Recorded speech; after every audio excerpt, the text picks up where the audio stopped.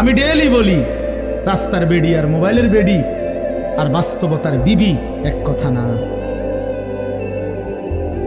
রাস্তার নারী 2 নম্বর হইলে তোমার সমস্যা নাই, মোবাইলের নর্তকী 3 নম্বর হইলেও তোমার সমস্যা নাই। তোমার বউ যদি 2 নম্বর হয়, চরিত্রহীন হয়, তুমি বুঝবা দুনিয়া কারে বলে।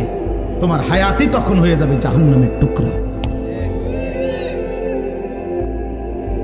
এজন্য প্রিয় সন্তান, মনে রাখো, এত অল্প বয়সে এত নষ্ট হইও না, এত কম বয়সে এত চরিত্রহীন হইও না, এত চালাক ভাইব না নিজেরে, এত চালাক ভাইব না, এত বুদ্ধিমান মনে করো না। তোমরা অনেক চালাক মনে করতেছো নিজেরে। কেন? বাপে কিছু কয় না, মায়ে কিছু বলে না।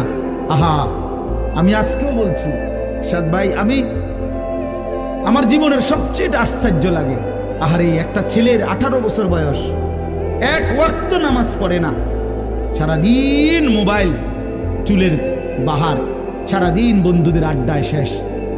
একটা মা, আপন মা, বাপ, আত্মীয় স্বজন, পাড়া পড়শি, কেউ তারে কদ্দুর ডাকে না। কিরে বাবা, একটা ছেলে ভাইবো ভাইয়া, তোমারে শুধু বলি, তুমি একটাবার ইনসাফের সাথে ভেবে দেখো, তুমি প্রতিনিয়ত গুনাহ আর অশ্লীলতার মধ্যে ডুবে যাচ্ছ, কিন্তু কেউ তোমারে কদ্দুর ডাকেও না। কিরে বাবা, তুই এরম করস কা? আরে তোর কি আল্লাহ নাই, আখেরাত নাই? তোর কি বাবা কবর নাই? কেউ তারে কদ্দুর মনে করায় না। এমন অভিশপ্ত হলো কেন? ইনসাফ কি? মানে ওরে কেউ ডাকে না কা? আপন মাও আপন সন্তানকে ডাকে না, বাবাও ডাকতেছে না, কেউ তারে ফিরাচ্ছে না। তোমারে সবাই ছেড়ে দিছে কেন বাবা? এর মূল কারণ মনে রাখেন, ছেলেরা বাপ মনে রাখো, যার উপরে আল্লাহর লানত পড়ে, খোদার লানত, তারে গোটা সৃষ্টি ঘৃণা করে। তোমারে আর কেউ পছন্দ করে না, এজন্য কেউ তোমারে আর ডাকে না।